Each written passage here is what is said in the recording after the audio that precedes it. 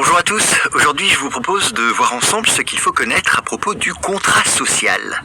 Alors là je vais vous demander d'abord de faire un peu preuve d'imagination. Vous êtes sur une île avec d'autres personnes. Au début chacun fait ce qu'il veut, mais très vite il y a un problème qui apparaît.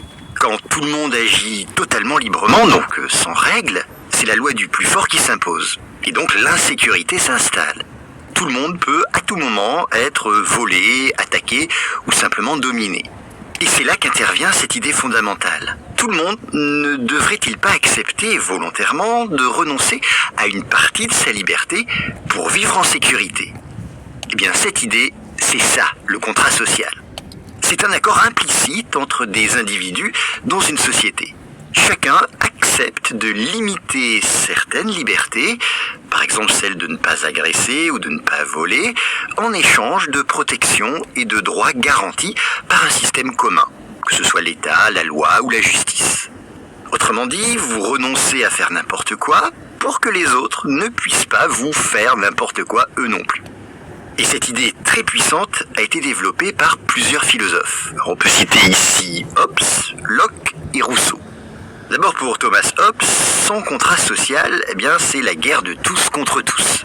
La vie serait, je le cite, solitaire, pauvre, brutale et courte. Donc selon lui, il faut accepter un pouvoir fort, celui de l'État, pour garantir la sécurité. Ensuite, John Locke est plus optimiste. Pour lui, le contrat social sert surtout à protéger les droits naturels, à savoir la vie, la liberté et la propriété. Et si l'État ne respecte pas ce contrat, les citoyens peuvent le renverser. Ouais. Enfin, Jean-Jacques Rousseau, lui, il va plus loin. Il explique que le contrat social doit exprimer la volonté générale, c'est-à-dire l'intérêt collectif.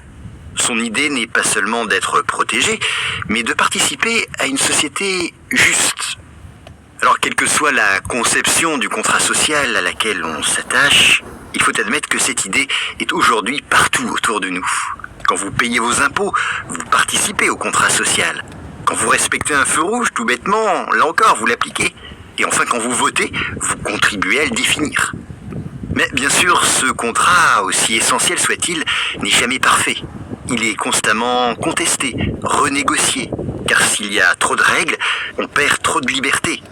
Mais s'il n'y en a pas assez, c'est le chaos. Donc voilà, au fond, le contrat social, c'est un équilibre fragile. Il consiste à accepter des contraintes pour pouvoir vivre ensemble sereinement. Et par conséquent, c'est ce qui transforme une simple foule d'individus en une société.